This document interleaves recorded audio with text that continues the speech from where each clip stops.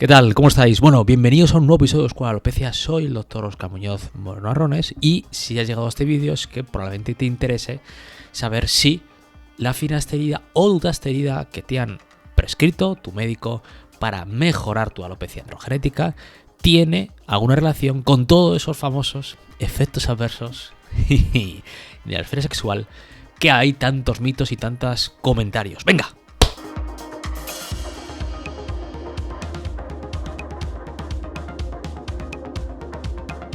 Es siempre muy curioso que, salvando a algunos negacionistas del pelo, que estos me encuentro todavía pacientes que piensan que no se puede hacer nada para mejorar el pelo, la mayor parte de la población ya conoce, y también evidentemente con veracidad, que existe medicación que además es bastante efectiva, debo decir, para mejorar la alopecia androgenética. Yo de hecho casi no suelo poner ya casos médicos, me da un poco ya hasta pereza ponerlos porque no hay nada que justificar. Las medicaciones, sobre todo las más modernas, son muy efectivas para mejorar la alopecia androgenética y mantener el pelo para siempre, e incluso mejorarlo como he comentado antes. Pero ya está metido dentro de lo que es la mente colectiva, y una vez que entra en la mente colectiva ya es imposible sacarlo, que estas pastillas prácticamente te dejan el síndrome que llaman el síndrome, como decía una compañera mía, PC, el síndrome del pito caído, hablando en plata, cuando en realidad es bastante distinta, y os quiero comentar un poquito qué ocurre con estas pastillas. Tanto finasterida como dutasterida bloquean una proteína que es la 5-alfa reductasa. Esta proteína, esta enzima, lo que hace es que cataliza la conversión de la testosterona en otra hormona masculina que es la DHT. La diferencia entre la dutasterida y finasterida es que la dutasterida es simplemente más potente tanto para bloquear la 5-alfa reductasa tipo 1 como la tipo 2.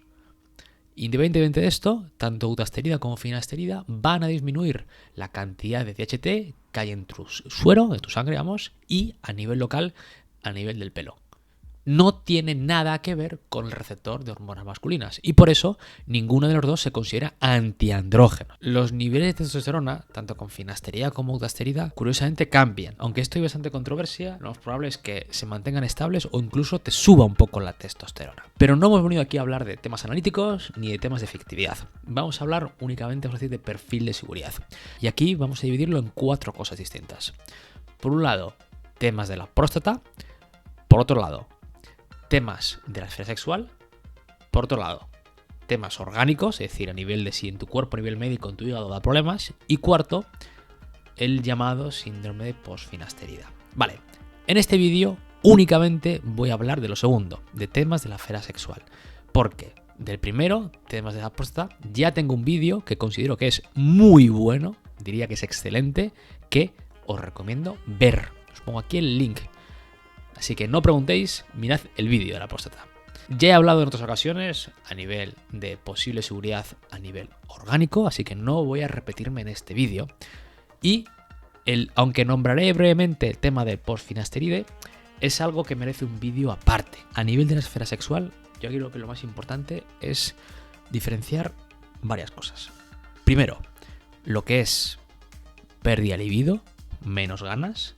Lo segundo, lo que es la disfunción eréctil, es decir, que no funciones. Y os cuento tanto la evidencia científica y, creo que algo más importante, mi experiencia clínica tras un montón de pacientes durante muchísimos años. No sé cuántos pacientes llevo tratados ya.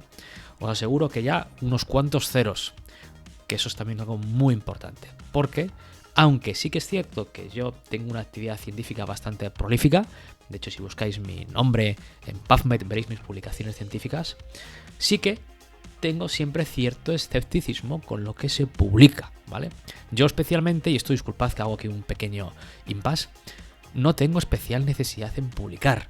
Es decir, no tengo mi carrera profesional, no es académica 100%. Yo, curiosamente, estoy incluso acreditado por la NECA y poder acceder a puestos de profesor universitario, ¿vale? Porque tengo incluso hasta sexenios de investigación y casi, no voy a decir que tengo un currículum de catedrático, pero tengo muchas publicaciones científicas y si mantengo este ritmo sería algo que es bastante factible, pero no es algo que especialmente sea mi objetivo vital, con lo cual yo publico porque me apetece, no por ninguna necesidad, no tengo ningún tipo de beneficio de esto. Esto significa que intento que mis publicaciones sean lo más asépticas posibles y publico lo que me interesa. Sin embargo, debo deciros que la mayor parte de las publicaciones científicas, y esto está muy demostrado también, son muy difícilmente reproducibles, que es uno de los pilares básicos de la ciencia. Y esto es algo que es muy triste. Eso significa que de las cosas que se publican, pues casi diría que la mitad es falso y la otra mitad cogido un poco entre comillas, porque es muy difícil hacer cosas reproducibles. Eso significa que a veces hay sesgos y hay pues inquietudes y hay también influencias externas. De forma que de todo lo que se publica yo me creo muy poquito y lo pruebo yo. Eso significa que lo que voy a contar fundamentalmente en este vídeo es mi experiencia real en pacientes reales. Es decir, lo que pasa en el barrio, en la calle. Los libros están muy bien, pero ¿qué pasa en el barrio? ¿Qué pasa en la calle? Eso es lo importante. Y lo que pasa en la calle es que, aunque es infrecuente, es innegable que tanto finasterida como dutasterida pueden provocar alteraciones en la esfera sexual. Fundamentalmente, pérdida de libido. Es muy raro, ¿vale? Yo más o menos en mis pacientes lo tengo catalogado y lo digo porque además, como todos mis pacientes tienen mi correo electrónico, tengo estadísticas de forma muy fácil, porque a mí me escriben los pacientes cuando tienen problemas. Además tengo mucha confianza con ellos, con lo cual ellos sé que me van a escribir. Aproximadamente, si tomas finasterida o dutasterida, tienes en torno a un 3% de probabilidad de tener un poco bajada de ganas, ¿vale? Pérdida de libido. Aunque hay metaanálisis que han comparado que los efectos adversos sexuales de finasterida son bastante similares a dutasterida, probablemente con dutas es un pelín mayor. Y quizá en vez de un 3% puede decir a lo mejor un 4 y pico por ciento. Pero bueno, para no volvernos muy locos, vamos a decir que son muy parecidos. Veis que un 3, un 4 o un 5% evidentemente es algo que puede ocurrir, pero es algo muy poco frecuente. Es el primer mensaje que quiero que tengáis. Los efectos adversos de la esfera sexual son muy poco frecuentes, y esto me refiero dentro de los más frecuentes, que es la pérdida de libido. El segundo en frecuencia, aunque esta habitualmente no suele ser relevante, pero algún paciente me lo cuenta, es que suele desaparecer a veces las erecciones matutinas. Esto de nuevo es algo no especialmente relevante. Incluso os diría que muchos pacientes dicen, Óscar, pues mira, hasta lo agradezco, porque era un poco operativo. No tiene mayor relevancia que eso. Algo que es mucho más frecuente y sin embargo poco se habla en los estudios es la disminución del volumen seminal sin estar acompañado de anorgasmia o hiporgasmia. Es decir, que la eyaculación sea de menos volumen, hay menos semen. Esto, de nuevo, no es algo especialmente relevante, algún paciente se puede quejar. Yo esto ya, el porcentaje, yo creo que a lo mejor aquí hablamos de uno de cada 10 pacientes, un 10% que aumenta un poco más, pero no tiene relevancia en cuestión, es decir, del orgasmo, del placer, con lo cual, de nuevo es algo que los pacientes dicen, Óscar, bueno, pues a lo mejor eyaculo menos, pero mira, que tampoco tiene relevancia esto en mi vida. Por cierto, de cara a la fertilidad, también os recomiendo, porque no quiero repetirme, otro vídeo muy bueno, me parece, y no porque lo he hecho yo, sino porque me parece que es un vídeo que deja las cosas bastante claras acerca de la fertilidad. Os pongo aquí el link también. ¿Y qué ocurre con lo que es más bien ya no funcionar? ¿Vale? La disfunción eréctil, la impotencia. Pero claro, el resto de variables, como veis, son cosas menos relevantes, pero ya disfunción eréctil, ya esto no es tan divertido. Pues bien, de nuevo, os debo decir, esto puede ocurrir, pero ya sí que ya entramos en muy poco probable. Más o menos lo tengo calculado en mis pacientes entre un 0.8 a 1.2%. Es decir, más o menos el 1% de los pacientes, indistintamente si es finasterida o dutasterida. Aquí el problema es que la mente masculina, más compleja de lo que puede parecer, y habitualmente, y sobre todo la esfera sexual, es bastante multifactorial. Es decir, por supuesto hay un componente orgánico, es decir, farmacológico, pero también, como decía un profesor mío de venerias hace muchos años, os recuerdo que soy dermatólogo, con lo cual tengo formación en venerias, decía, Óscar, en los hombres, lo decía así, el pito es el centro de su mundo. Y a veces que me doy cuenta que llevaba razón este doctor, este doctor que es muy bueno, se dedica solo a venerias. Y es cierto que a veces, para muchos hombres, su pene es el centro de su mundo, y hace esto me hace mucha gracia, y todo está relacionado con él. Y a veces llega un momento de tal obsesión que hay un componente psicológico bastante importante y lo que llamamos efecto nocebo. Bien, hablemos del efecto nocebo. El efecto placebo es el contrario del efecto nocebo. El efecto placebo lo conocéis. Placebo es que a lo mejor te dicen que una pastilla te va a ser útil para mejorar algo, dolor de cabeza. O sea, típicos síntomas un poco más inespecíficos, como dolor de cabeza, mareo, cansancio, ¿vale? Y te dicen, no, tómate esta pastilla que seguro que te quita el cansancio. Y tú notas que mejoras. Vale, ese síntoma es real que mejoras, lo que pasa es que no está mediado por la pastilla, que habitualmente es azúcar o es, yo qué sé, vitaminas, homeopatía, así es como funciona, digamos. Sino que está mediado por algunos, vamos a decir, mediadores neuroendocrinos que libera tú mismo, ¿vale? Pensando que vas a mejorar, lo liberas tú mismo, ¿vale? Esto es un poquito complejo de explicar, pero es el resumen. Pues efecto nocebo es justo lo contrario. Pensando que vas a tener un efecto adverso, te va a ocurrir o tienes más probabilidad que te ocurra. Y esto está demostrado con la esfera sexual, con las pastillas de finasterida y dutasterida. Hay un estudio bastante divertido, el cual, creo que es un estudio italiano, que cogía, este es un médico italiano que a más o menos a 20 pacientes le decían, estas pastillas, hablaba de finasterida, estas pastillas son maravillosas, hasta que hacer el pelo, todo fenomenal, ningún problema. Y otros 20 pacientes decían, estas pastillas, bueno, no están mal, pero oye, es probable que con esto tengas problemas con el pito. Y comparaba el riesgo de alteraciones de la vía sexual, claramente era superior en el grupo al que le contaba que podía haber problemas. De hecho, había 0 efectos adversos en el grupo al que decía que no había problemas. Con lo cual, esto que quiero contaros es que es muy importante la cabeza, como la tengáis situada, de cara a tomar estas pastillas. Yo tengo la ventaja o desventaja que los pacientes que vienen a mi consulta me conocen ya y saben perfectamente que independientemente de que si el trasplante o no el trasplante, medicación se van a llevar.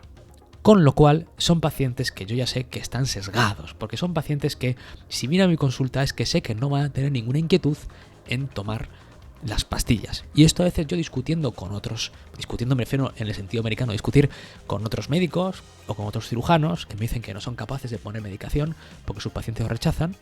Claro, es que yo no tengo ese problema, porque yo sé que a mí, el paciente que no quiere tomar medicación, lo más probable es que no quiera venir a que le trate yo. Pues vale, no hay ningún problema con esto, pero entonces yo sé que estoy sesgado ya y por eso sé que tengo menos tasa de efectos adversos sexuales. Primero, porque siempre intento transmitir bastante tranquilidad basado en mi experiencia y la evidencia científica. Segundo, porque es muy importante la comunicación médico-paciente, os contaré esto después. Y tercero, porque ya sé que el paciente que viene a mí es un paciente habitualmente de un perfil, aunque por supuesto vienen pacientes a veces muy obsesivos, también son pacientes que no tienen especial inquietud con el tema sexual y eso al final hace que no tengan efectos adversos sexuales. Es muy curioso esto del efecto nocebo, que si tú estás preocupado, estás obsesionado, estás rayado con el tema de la esfera sexual, es más probable que te ocurran esos efectos adversos sexuales. Es algo muy interesante y está 100% demostrado y ocurre diariamente. Os comentaba antes que la comunicación médico-paciente es muy importante. Todos mis pacientes tienen mi correo electrónico. Entonces, si hay cualquier efecto adverso, lo atajo y lo soluciono. Una cosa que quiero comentaros es que estos efectos sobre la esfera sexual son dosis dependiente. Es decir, no son idiosincráticos, literalmente. No son esenciales, no son primarios. Es decir, no es que tomes una pastilla un día y al día siguiente no se te levante. De hecho, cuando ocurre esto, yo ya sé que eres tú, es tu mente, es tu rayadura mental. No ha dado tiempo a la pastilla. Ya sé que eres un perfil particular de paciente si te ocurre esto. Un perfil quizá más obsesivo o con algunos rasgos quizá un poco histriónicos, pero es decir, ya es un perfil más particular psicológico, entonces tengo que ir poquito a poco contigo para que vayas tolerando las pastillas.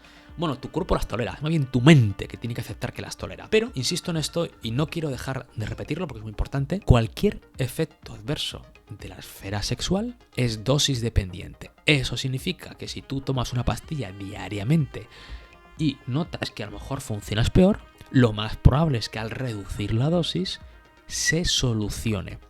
Y aquí hablo incluso un argumento más.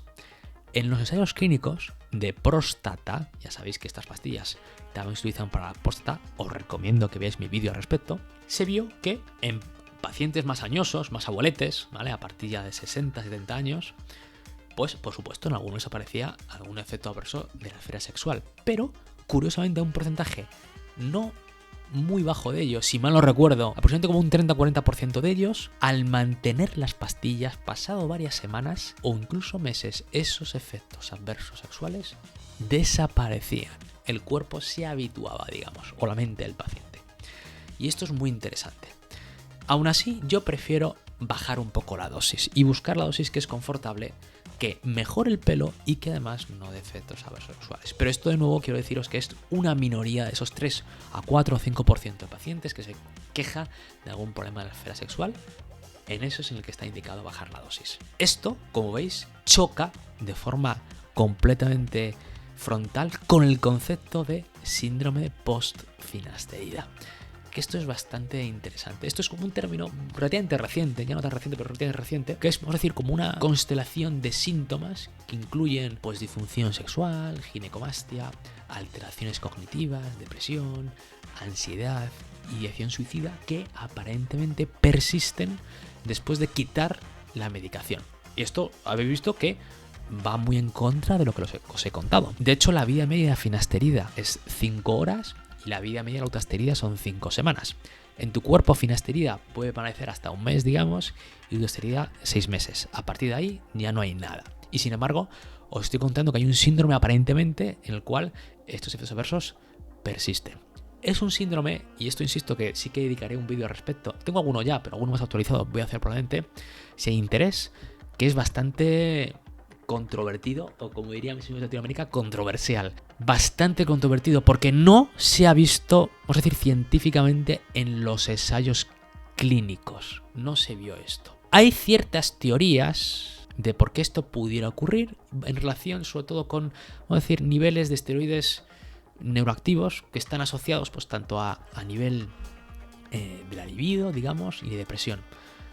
Hay estudios, pero la inmensísima, o casi diría la totalidad de todos los estudios publicados científicamente son muy malos, no voy a engañaros, ¿vale? Muy, muy malos. Mucho sesgo de selección, muy baja calidad, de forma que, dado que los datos son bastante poco conclusivos, actualmente la comunidad médica en su mayoría, a día de hoy, no acepta que este síndrome sea en relación por el fármaco. Sí se acepta que estos síntomas son reales, pero parece que, y luego os cuento de mi opinión, parece que el síndrome es más bien un síndrome psiquiátrico o psicológico. Ocurre en un perfil en concreto o particular de pacientes. De hecho, no solamente esto, sino que es que también, y aquí ya empezamos a manchar las cosas con dinero, ha habido, de hecho, en Estados Unidos, denuncias para conseguir, por supuesto, un rendimiento económico contra Merck, que es la empresa que comercializa Propecia, finasterida. De hecho, a día de hoy, el NIH, que es el Instituto Nacional de la Salud, no reconoce de forma oficial el síndrome post-finasterida.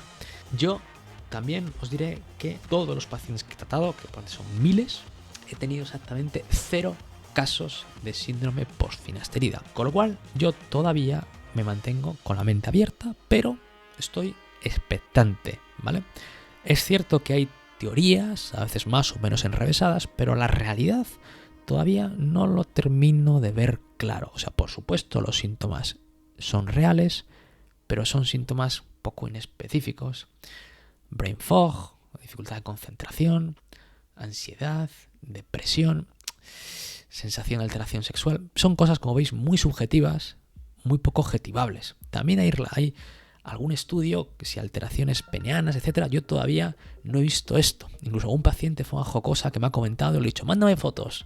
Y lo vemos. Todavía no tengo fotos. O sea, yo todavía hasta que no lo veo, no me lo creo. Por lo que os he comentado antes, previamente, en base a la evidencia científica.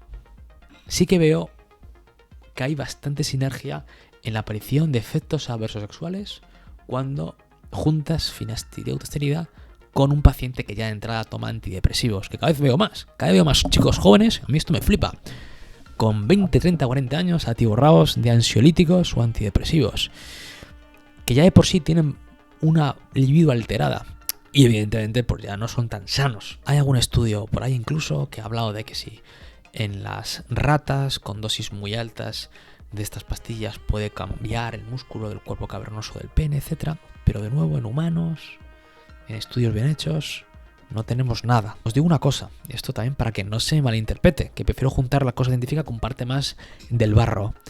Yo no tengo especial interés de usar más o menos estas pastillas, ¿vale? Si me conocéis, ya sabéis que actualmente mi práctica clínica es fundamentalmente off-label. Casi todo lo que uso yo es fuera de indicación, porque considero que son pastillas que tienen un perfil de seguridad muy bueno y mejoran mucho más que lo que está aprobado. Pero a mí, a nivel empresarial o a nivel económico, me es mucho más rentable, a mí y a todos los médicos me refiero, trasplantar a un paciente antes que ponerle medicación. Entonces, primero, como todo lo que uso yo es fuera de indicación, para empezar, por supuesto, yo no tengo ningún tipo de relación con la industria farmacéutica. Al revés, no les interesa ni juntarse conmigo. Y segundo, eso significa que no tengo, por supuesto, ningún tipo de beneficio económico de esto. Aparte que no sería ético. Pero es que, aunque yo fuera un tío corrupto, es que no pueden hacer nada conmigo porque todo lo que uso yo fuera de indicación. Y segundo, os comentaba antes, a nivel económico me sale mucho mejor trasplantar un paciente que poner medicación. Entonces yo no tengo ningún interés especial en poner más pastillas, no me malinterpretéis. Mis pacientes toman medicación porque considero que a nivel médico es lo mejor para ellos. Yo no pienso en mi bolsillo ni en el suyo, yo pienso a nivel médico. De hecho, hay muchos pacientes que vienen a mí para trasplantarse, les mejoro tanto con medicación que no hay trasplante que haya que hacer. Y chimpún, sin ningún problema. Paciente contento y yo contento. Entonces, yo sigo con la mente abierta con efectos adversos sexuales a largo plazo de finasterida o autoesterida, pero con me parece incluso hasta juicioso, con cierta escepticismo de si eso es real. ¿Por qué? Porque yo, después de muchos años, todavía no lo he visto en mis pacientes. Y de hecho, lo más probable es que este vídeo, porque voy a dejar los comentarios abiertos, aparezcan comentarios de gente, pues yo me tomé las pastillas y me dejó la novia, o me dejó el perro, o me echaron del trabajo, o lo que sea. Vale, sí, todo eso es fenomenal, pero es que habitualmente tienes que tener en cuenta que la gente que va a hacer comentarios es gente que ha tenido problemas. Es como cuando buscas la reseña de un sitio o restaurante y a lo mejor ponen las malas, pero la gente que ha comido bien no pone nada. ¿Vale? No se molestan, hay un sesgo importante. Lo digo para que tengáis la mente abierta también vosotros. Porque yo veo a los pacientes que son bastante vulnerables y muy susceptibles a las opiniones de la gente no formada, ¿vale? Habitualmente vas al médico porque es una persona que se ha formado durante muchos años, ha visto muchos pacientes y sabe de lo que está hablando. No tiene nada que ver con ver un vídeo o incluso este vídeo. O sea, lo que estoy contando yo, si te lo crees, fenomenal. Y si no, también. Al final tienes que contactarlo con tu médico en tu caso en concreto. Pero no te fíes por un vídeo de YouTube, tu vida, tu salud. Vete a alguien. O no te fíes poco porque te leas dos artículos, uno a favor y otro en contra. De esto te fíes. En resumen de todo esto, perdonad que a lo mejor me he ido un poco por las ramas, pero quería hacer un poquito amplio y quería comentar varias cosas. Es que efectos adversos sexuales por finasterida o autoesterida son posibles, pero muy poco probables. Muy poco, menos de un 5%. Y en el caso de ocurrir, el ajuste de dosis suele ser la solución habitual. Hay muy pocos pacientes, a lo mejor tengo 1 o 2 al año que no pueden utilizar fármacos por efectos adversos. Ya está, pues no pasa nada. Le busco alternativas, sea por vía tópica o subcutánea, y por supuesto el trasplante coge más importancia en ellos. Pero yo creo que negarse a estos fármacos por un hipotético efecto adverso, que es poco probable, cuando puede ser la única opción realista para mejorar tu pelo o plantearte el trasplante, es un error sin por lo menos haberlo comentado con tu médico. Chicos, os dejo. Nos vemos.